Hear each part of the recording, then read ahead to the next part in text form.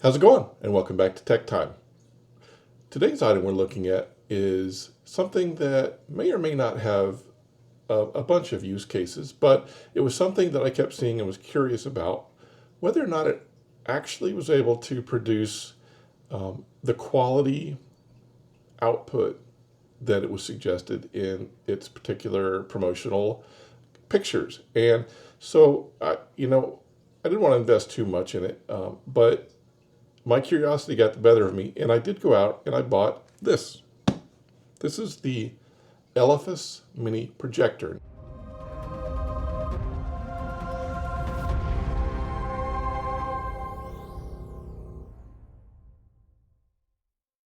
Now, um, this is for projecting from your laptop, from an iPhone, from an Android, things like that. And where you might use it, I don't know, if you were camping, or say you're a businessman and you go out to places where they may not have facilities for doing presentations. You can have this and be able to project something on the wall of somebody's office. So you can just do an impromptu brief right there, for them. The idea of this is it's super compact, easy to connect, and should have the quality to, I don't know, be worth the price. This I bought specifically because I wanted to get something under $100, and I wanted to buy something that was the best quality under $100 I could find. So this one, I believe, had 4.2 stars with over 5,000 reviews, and like I said, it's under $100. So it's also 1080p, which is a lot higher quality than the resolution than a lot of the others. And so, we're going to check it out today and see what we think. All right, so let's get a look inside the box. All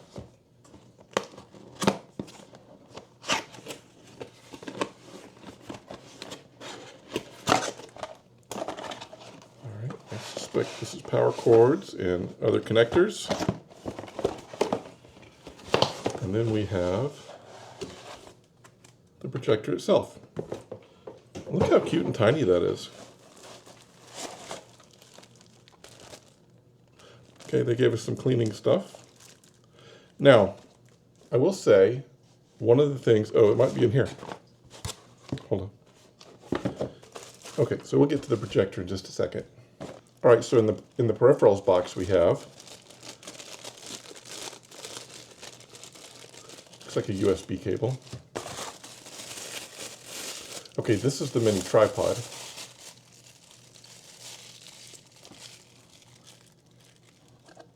Kind of nice. It's got your standard 1/4-inch screw on the top, and the power. That's one of the things about this. It does require power to run. It does not run off batteries. And if you're camping, that might be something that's problematic, unless you have something like this. This is a outdoor power pack. I'm going to do a video on that sometime in the future. All right, so after reading the instructions, there's a few caveats it gives you. First of all, it says it's not waterproof. You should not get it wet. So if it starts raining, if you're outside doing this, you should put it in a safe place. Also, it does get hot. So there's a pretty nice ventilation system that they have engineered for this. You want to make sure that you don't cover up any of the vent holes so that the air can flow well. It also says with a prolonged use, it could get hot. If it does, shut it down, let it cool off. Oh, also comes with a remote with no batteries. Yeah, I feel like the company's being a little chintzy on a couple of things. A couple of cheap batteries in here would make a difference in how I felt about that just right then. And also, there's a few cables missing. They give you a cable to connect to your laptop, but they don't give you the cables to connect to your phone. I had to order one. It should be here tomorrow, so we'll finish this video by demonstrating that tomorrow. Today we'll demonstrate with the actual laptop itself. One of the things it also says is be careful not to drop this or to cause extreme vibrations. It says it can damage the innards. I want to keep this down here, just in case. All right. So here we have the projector. It's hard plastic. There's your 1 1/4 inch tripod port there. I suspect you could put this on any tripod if you needed it to be, 4 feet up in the air for that as well. It doesn't have to be desktop, but if you had another tripod, that might help as well. You get rubber feet. Here's your ventilation system in and out, flows through. You have your power connection. You have some controls up here, and you have two things for controlling what the picture looks like. The keystoning, if you don't know what keystoning is, if you've ever used a projector and you project it up on the wall and it has a trapezoidal shape, then that's keystoning, and you can adjust that. As well as focusing, it recommends you adjust the keystoning first to get the picture rectangular before you focus. It's got a lens cap. Let's take that off. Here's what the lens looks like.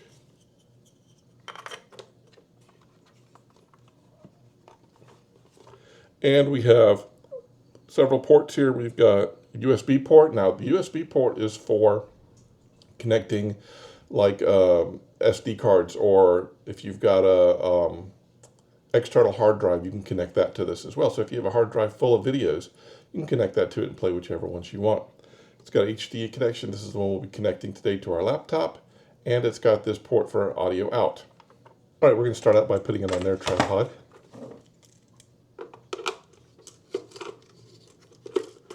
Now, this tripod has an adjustment on it where you can have it up to a 45-degree angle up and down.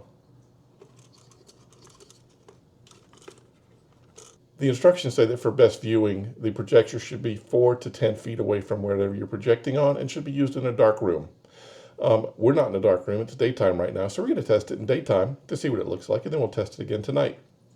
But at 4 feet, it says it will create an 80-inch projection. At 10 feet, it says it will project at 130 inches. So we're not going to measure that, but we'll be able to see what we think of the quality of those. All right, so to connect this, what it does say to apply the power it up first. I suspect it's so that when you do connect it to your device that it's recognized. So we're going to go ahead and do that. All right, so thankfully it does come with a nice 3-foot HDMI cable. If you need longer than 3 feet, of course, you're going to have to buy your own. We're going to go ahead and power up the device first, as the instructions say, and then we're going to connect it to the laptop. The power cord is also about 3 feet, which is not so bueno. All right, powering up. I'm going to go ahead and remove the lens cap as well. Also, it says, be careful, don't look directly into the lens. You could hurt your eyes. All right, we've got the power button, single press, and it powers up. Now I'm going to move this to point at the picture on the wall. Just plug it in and see what happens.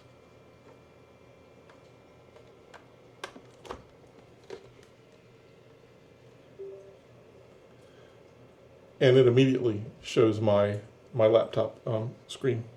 Now, as you see, there is a little bit of a keystoning effect. We're going to adjust that. Doesn't give you a lot of adjustment there. It is a little bit out of focus. But again, that's because we're within the minimal focal range. Well, let's go ahead and bring up some content. How about something from your favorite YouTuber? Okay, so the play button does not work to play the actual video. This will probably only work for something like a Bluetooth or Blu-ray or DVD player or something like that. So let's go ahead and play the content. Okay, definitely has pretty decent volume. Let's. How's it going? It's Thursday night. You know what that means? I'm back on track on my schedule. It's not quality audio. I would need to get in and make these videos, and so we're gonna keep tracking. I would probably recommend having an external Bluetooth speaker. Let's try one. All right, so I've got a Bluetooth external speaker. This is what I use in my bath. It's waterproof. You can actually see a video about that up here. So, all right, let's continue. I think we're on cycle 3, Paradise Lost.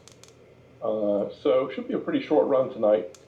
One of the things that's crucial is we have to get the orphan tonight to keep on our pace for scoring this cycle. Okay, so it looks pretty good. Don't know the purpose of projecting a laptop to the size of a laptop. This may work a lot better with the phones, but we're going to go ahead and try to project this against a wall a little bit farther away. This is going to be about 6 feet, and we'll see how that looks. And again, it is daytime. We're going to try this again tonight. All right. This is as good as we can get this. The tripod is kind of angled at about a 30-degree angle.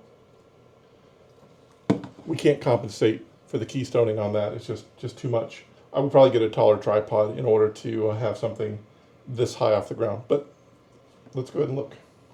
That's what happened. All right, well, I don't expect to score more than 100,000 or so in this cycle. This is why getting the orphan is so critical.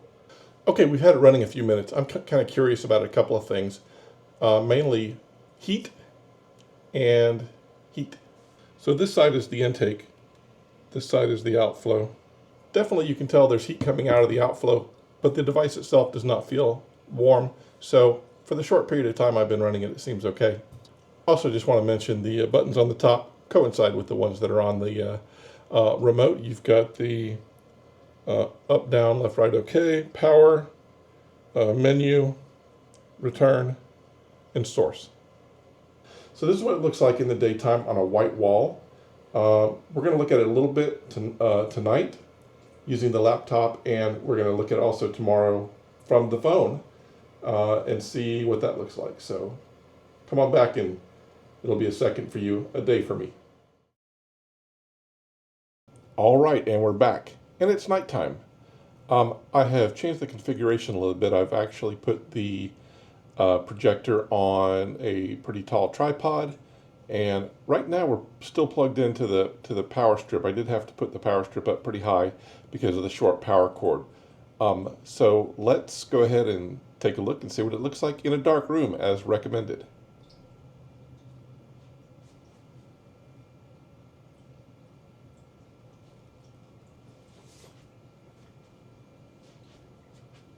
Alexa, office lights off. Okay. And there you have it. Let's run it. But since I've made a tech time video, I really like to make these videos when I find something I'm really excited about and want to share with you all. And that is just the case for this product I'm going to share with you today. It's the Projector 1 XR glasses. I have to say, I don't hate it. I don't think it looks horrible. So I'm actually almost speechless at how good the picture looks. I don't know if you're going to be able to tell, but for what it is, that looks pretty good. Now the audio out of it's pretty horrible, but having the external Bluetooth, gives that nice quality sound, and that combined with the fact that you can project this, I'm actually stunned. Okay, so that's it for today. Now tomorrow I have the connector so that I can connect my Android phone to the device, and we will repeat this and see how this looks projecting from a phone. All right, guys, well, so far so good. Looks pretty amazing. All right, guys, it's the next day. I now have this USB-C to HDMI cable for my phone. What we're going to do, a couple of things. We're going to hook up the phone to the projector. Then we're going to actually run the projector from my outdoor power cell, and we're going to see how well that runs.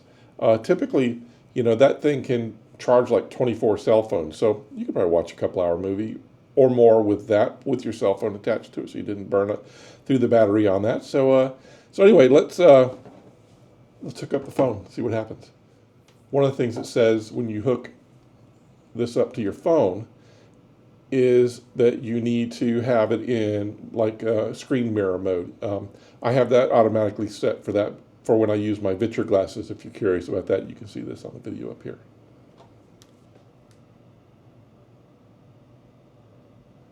All right, look at that. Pop the phone right up. Let's go into landscape mode. We'll go to YouTube, as always. Listen, I want to find something that's really good quality and has a lot of good features. And I think I've done that with this product here, the Vitcher 1 XR glasses. That's amazing. Now, they're not just any pair of glasses. So, the video actually looks really great. The sound through the external Bluetooth speaker is great. What I'm curious about now is whether or not this can handle a power cell. So let's go ahead and connect that up and we'll take a look. That I tested out before, you can see that right up here. A pair of earbuds and powered off. So we're going to experiment with that and see how that is. But let's go ahead and get this unboxed.